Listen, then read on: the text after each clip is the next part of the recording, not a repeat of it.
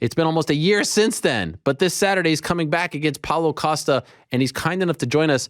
I think like from the, are you like at the, first of all, that's a fantastic sweater, Luke. There's a lot going on here. Thank you for doing this first and foremost.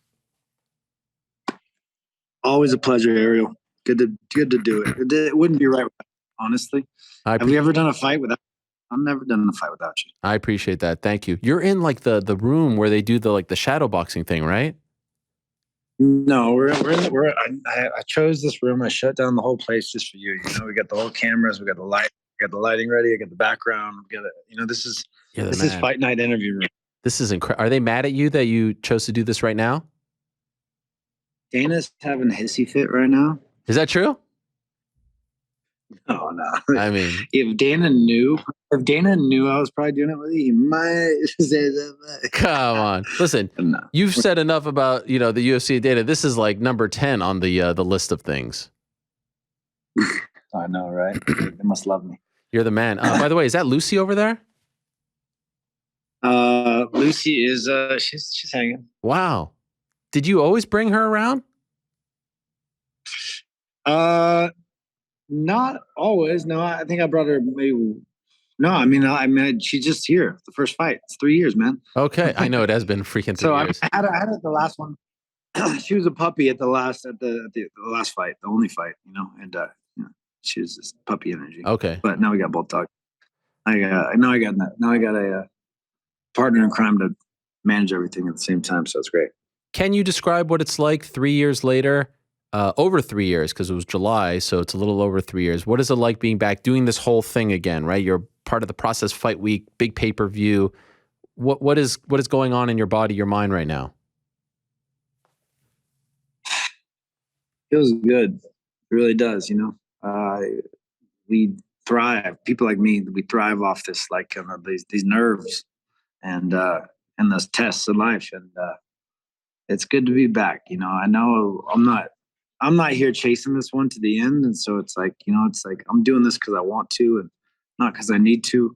So there's a sense of relaxation that I have in this time. And I'm just ready to fight, man. It's been a long time and the preparation and this is all coming, to an end. And I'm just like, I want to go out there. I want to do myself justice.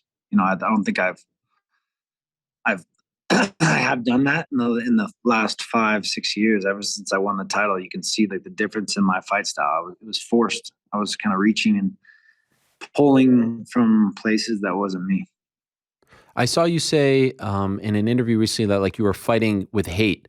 Like hate was the thing that was pulling you. What did you mean by that? It's after losing the title, you get disrespected. This is a mafia, the UFC. You know how it is. Ariel, Dana ripped you from my seat that night. From my event, he ripped you from there and ripped you out of the UFC for doing your job. And there's no rhyme or reason in this game. And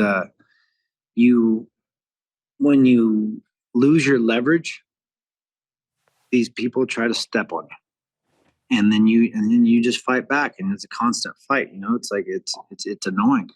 It's fucking sick. It's disgusting. It needs change. I'm not scared to say it. Everyone's like, oh, I did DC and RC yesterday, and they're like, why now? Why speak up on fighter pay? Why do you do this now? Like, you're just coming back. Like, don't you want to because everything I'm saying is right. Everything I'm saying is true. I'm not gonna bite my lip and not tell it like it is. You know what I mean? And because wait till I get power and position, it's like, fuck off. This is exactly how it is. And it turned me sour in the game, and it made me like go at this thing and force the issue and try to injuries and all things, everything kind of came into be, and losing kind of just creates a different mentality, and you try to chase back and get to like where you're at. And I lost sight of everything. I got caught up in the whirlwind that is UFC, and I lost the reason, the why. The other thing is, a lot of people have said what you have said, but they always say it on the way out, like when they're done, right? You're saying it now, still on the roster, on a pay-per-view, fight week. You're like in the room right now, and you're still saying this stuff. Like there's nothing that speaks to you being afraid of any consequences. Have you felt Any heat this week? Have you like here you are, you're there, and you're still saying it, which I give you infinite amount of respect for. Do you feel like you're unwelcome or that there's any sort of tension there? Um, no, not so far. Everything's been good. Everything's been great. They've been pushing me hard, and I've been doing my job. So, I mean, they put a boatload of media on me. Like I've never you know, just as much as when I'm like champion. So it's this is real, and I'm just gonna be me. I'm always gonna be me. Um, now at least. So here we are. I'm gonna fight. I'm gonna go fight. I'm gonna do what I do best. When did you start to feel this strongly about like the underbelly of the sport? Do you remember like what really kind of exposed? I just posted last night an interview like me and you 11 years ago in Cincinnati. You're a fresh face. You're a young guy. You just won the belt. The whole career is ahead of you. I remember talking to you at AKA. You're coming off a win over I think it was Corey Davella. You don't know any of this stuff, right? You just want to fight and you're hungry. But when did you start to learn about how the sausage was made, so to speak, and it turned you off? Oh, I think it happened the moment I came into the UFC. Really? There's not. Yeah, of course. I mean, I came in and I was disrespected right off the bat.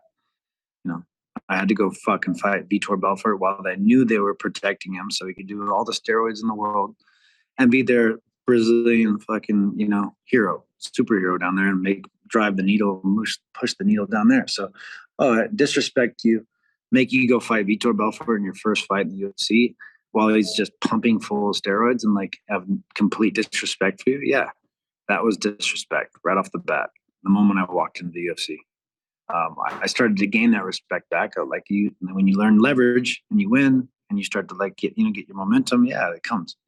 But life is a game of leverage, and I think it's not just the UFC. It's everywhere in business and life. It's understanding your leverage, understanding your worth.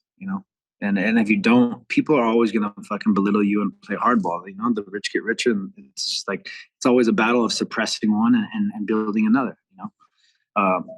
So it's not just the UFC. It's not just Dana. It's really everywhere. There's not a lot of fairness, not a lot of real true people in this game, in this world.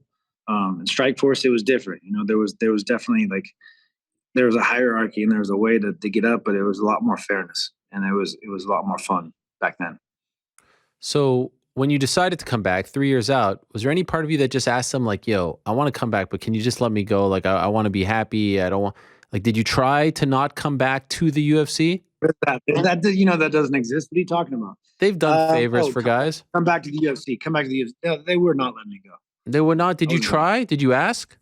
I mean, not really. I mean, it was interesting. I mean, I had offers elsewhere to do other things, yeah, I wasn't going anywhere. And I really didn't want to go anywhere. I want to, in the fight game, I want to be the best, and I don't want to just chase paychecks. It's never been my thing.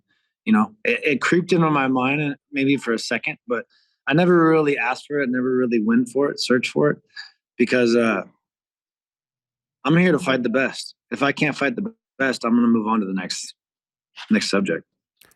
So do you feel like is this must win for you? If for whatever reason this This is a 1-2. This is a 1-2 punch, man. I'm coming back.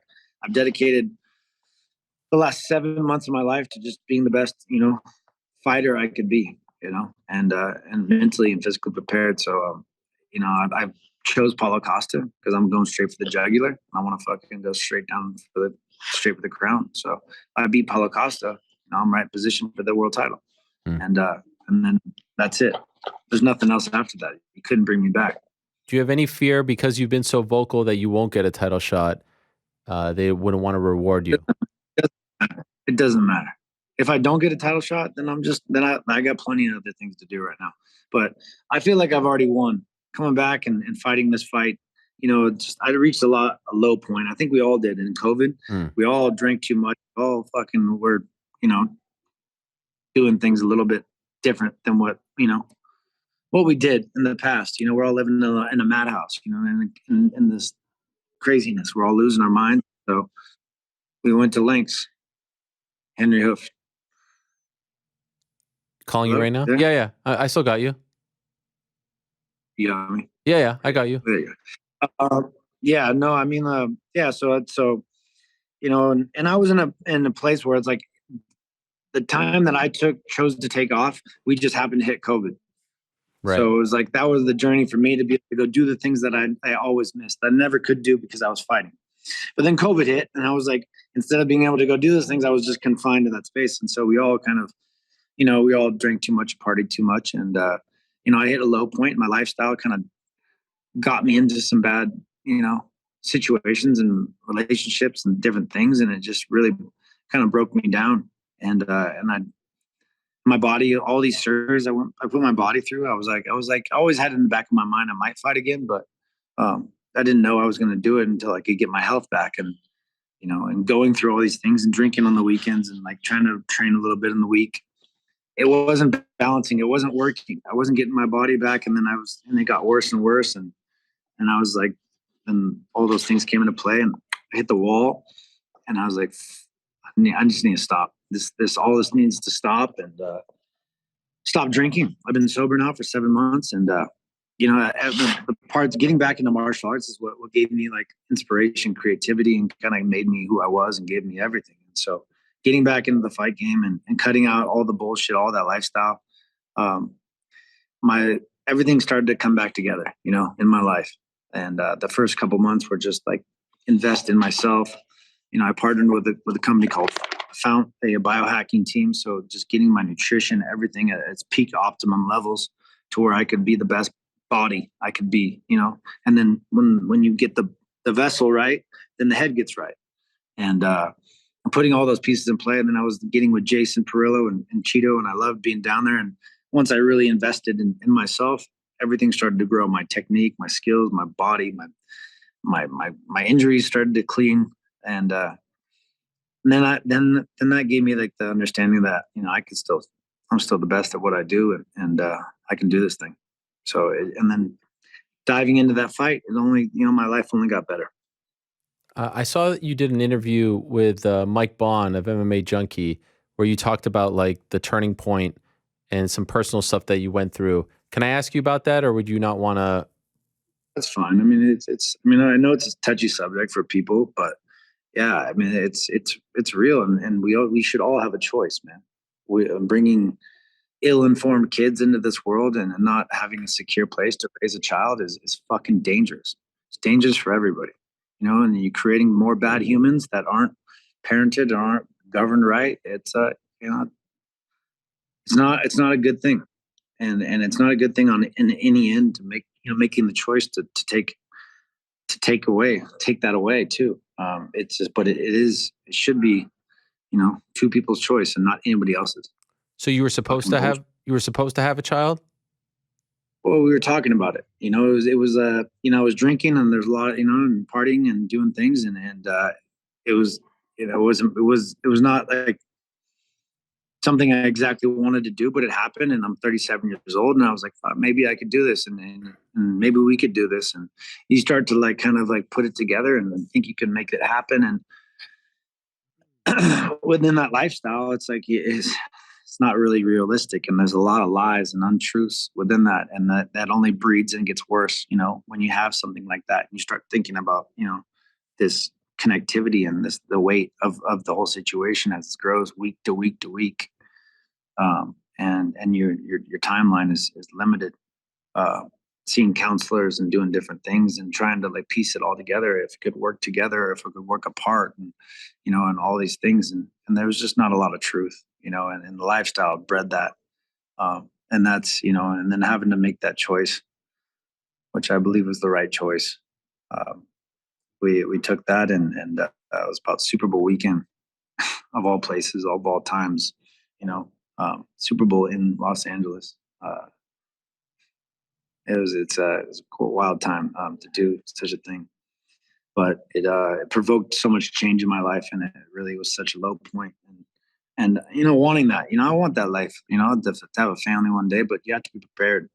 You have to be in a great position to where you have, solid position on both sides of the table to raise to do something and financially all these things, you know, it's like there's so many people in this world that, you know, that rush into things and they're not prepared. You got to know know who you are, know what you want to pass on before you start bringing lives into this world. You know, people jump into it so quick and they just keep polluting the world, you know, with bad parenting. And then I think that could really, you know, trying to build a stronger society. So that's how I feel. So that's my point of view. And my whole life has changed because of it. I've just dropped everything and I've kind of recalibrated my brain to not ever want to do it back. You know, it's like in the fight game, it's always like, oh, what's the after party? I can't wait to go travel here, do this, do party this, that. I don't want any of that shit. I don't want to go fucking rip it and party. And I don't like. There's a lot of friendships I built along the way that aren't even true. You know, and because you're always seeking this lifestyle and all that shit. So it's good. It's a happy place, man. You're in a happy spot now. Out there. You great spot. You feel at peace. I see the relationship you have with Cheeto. It's a beautiful relationship. I saw the way you were reacting to his win. Why is that play Perillo of all people, right? The guy who coached Bisping against you. Why is that my world title? Yeah. Why is that play so good for you? It is I mean, it's as real as it gets, man. It's an intimate situation, and it's not like this big team where it's just everyone's fucking out to kill each other. You know, we're all trying to build each other and then hone our skills and to be better people. And there's so much honesty within it. You know, Perillo's is a sick fuck, and I love him. You know, I always liked Perillo even before. You know, and then that's the world of MMA is very small, and yeah, he did take my world title, fucker. But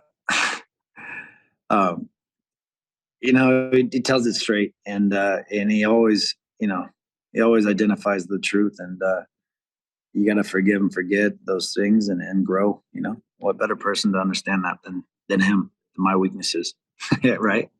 Really, when it comes down to it.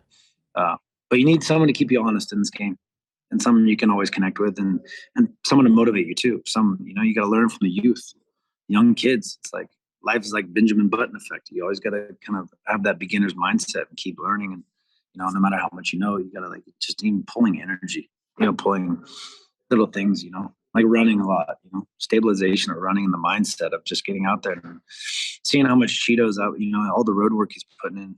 You know, kind of inspired me to get on the road and that foundation, that balance when you get out there on the road and your mind and your legs and your body and just the density in your legs. You know what I mean? That from running, it's like when your legs feel vulnerable, when you step in and get in front of somebody, it's a dangerous thing. It's like when your legs feel strong, your body fucking feels strong. It's the foundation that we're built on. And all these things. And when you're out there running, it's like you draw the inspiration. It's like, you know, you can quit at any time, or you cannot. And it's all you and nobody else. So there's a lot of things I draw from and drew from. But I'm fucking stoked to be here. To be there last week to see Cheeto get that moment and then literally go from there to here, that probably gave you a huge boost, right? It's motivating, no doubt. The nerves, everything, it feels like it's, you know, feels right. It's just lucky. I mean, am I lucky or not? You know, fuck. It's just I'm blessed to be where I don't like luck. You know, if it doesn't feel right, you haven't earned it. And I feel like I've done everything right. You know, I haven't cut any corners, and I've done exactly what I need to do. And the world works in mysterious ways. You know, when you put that energy out there and you put the right things in play, you know, it comes to you. And I believe it's my time. Any concerns that he doesn't show up or that he doesn't make weight? A little bit, yeah, a little bit for sure. We'll see. What happens if he misses weight? I mean, to a certain degree, you know, but I need to know. I'm not going to kill myself to make weight, and then we're not going to fight on those terms. It's like I need to know, and I'm supposed to be getting updates every day here. Are you? So, like I have been week to week, and yeah, I'm getting understanding of where he's at, and everything looks good. But I can see it. I can see him, Paulo. It doesn't feel like he's all there. I like it. I love it. I'm here. I'm not questioning myself, and I can see that. The less I question, the more he questions. And it's like Paulo Costa is a guy that built off emotion and intimidation, and fuck, he does not intimidate me one bit. I'm gonna fucking kill him if he thinks that's the case. He's gonna get hurt real quick. What do you make? You follow him on social media? He's a bit of an oddball. I don't follow idiots on social media. Well, okay, that would answer that. I mean, I'm sure you've seen some of his fights. Yes, you have. Yeah, of course. You have. I studied. It's different. How do you foresee this playing out? I feel like at range, he's in jeopardy. I got my length and my reach and what I can do. I can hurt him on the outside. His little chicken legs are going to get eaten up. And then if he comes forward, he's got to come forward. He's got to come after me. He's got to cross that line. If he crosses that line and he oversteps his boundaries, it's like there's a massive difference between me and him in wrestling and grappling. Massive difference. And there's a small avenue for him to land his shots, which everyone thinks that is my weakness. Yeah, of course. But I've cleaned up a lot of things in my game, and when I'm not forcing the issue, when I'm in there relaxed and patient, it's like there's no one that can get to me. But it's about asserting myself too. It's about letting him know who's the man, who's the bigger fucking man. That's the problem with Paulo. You meet him in the middle, and you show him what's up, and you threaten him. He's going to hesitate. He does not deal with adversity well. He's crumbled, and it's only going to get worse. It's like Israel he set the tone. He set the understanding of he just didn't back down from him, and he met him in the middle, he make him hesitate, and boom, he hit his shot. So, and Vittori, then he tried to show miss weight. That's a weakness, man. He missed weight twice. He was trying to gain an advantage. I'm not here to fight on unfair terms too. So it's like, I want this motherfucker to make weight, or we're gonna make the same exact weight. Fuck this shit. It's got to be right. It's got to be fair. Yoel Romero missing weight for a reason, to gain an advantage. My last fight at middleweight was the world title against Yoel, who missed weight by 3 fucking pounds. Not only that, and what, Yoel, you're doing some shit, Yoel. Yoel's like fucking, he's doing everything he can. And I know how that shit works. There's a lot of cheap ass motherfuckers in the game. And I'm not here for that cheapness anymore. 2 last things, and I'll let you go. I don't want to take up too much of your time. I really appreciate you doing this in this setting, especially. You're the freaking man. This is something I talk about a lot, and sometimes gets me in a little bit of trouble. You talk about it a lot. I'm just wondering, this whole thing about the business of the sport, would Luke Rockhold want to be? Is Luke Rockhold the guy to bring change? Are you the guy to lead the association? Are you the guy that will do this? So we've thought over the years, it could be this guy, it could be that guy. A lot has to change. You guys aren't getting your fair share. You're not getting anywhere near the 50% that other athletes are getting. The sponsorship, the collective bar, all the stuff. We could sit here and talk about it for hours. Is this something that you're passionate enough? The health protection. Right. The pension. Everything. Yes. We're putting our lives on the lines. And these guys are out there trying to act like they're doing the rest for us. It's like the business has changed, man. There's growth.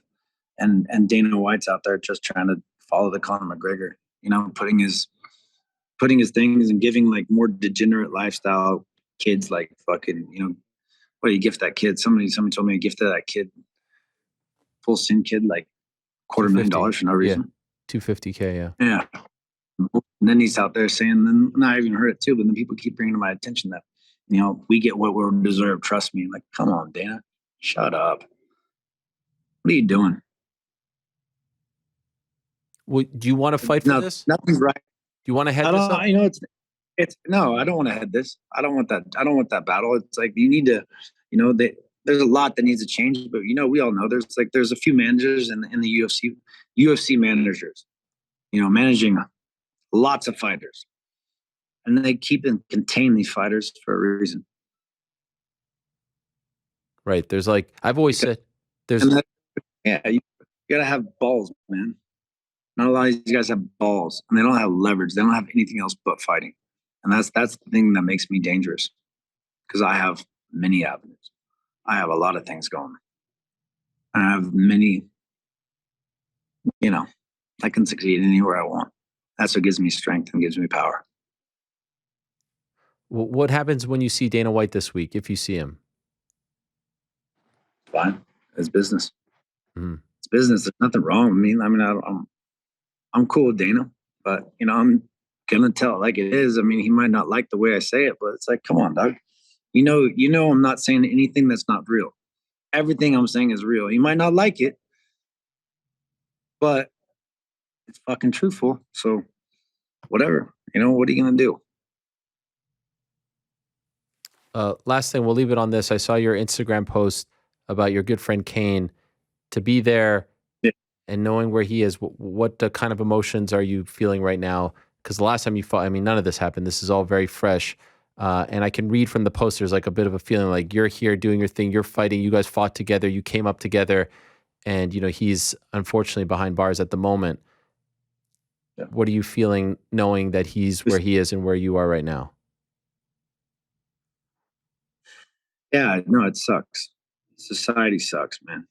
There's it's nothing's fair in this world, man, and it's all this corruption, breeds in, and it's like how are these pedophile guys not seen as violent criminals? They're charging these guys, but they're not convicting them all, and it's just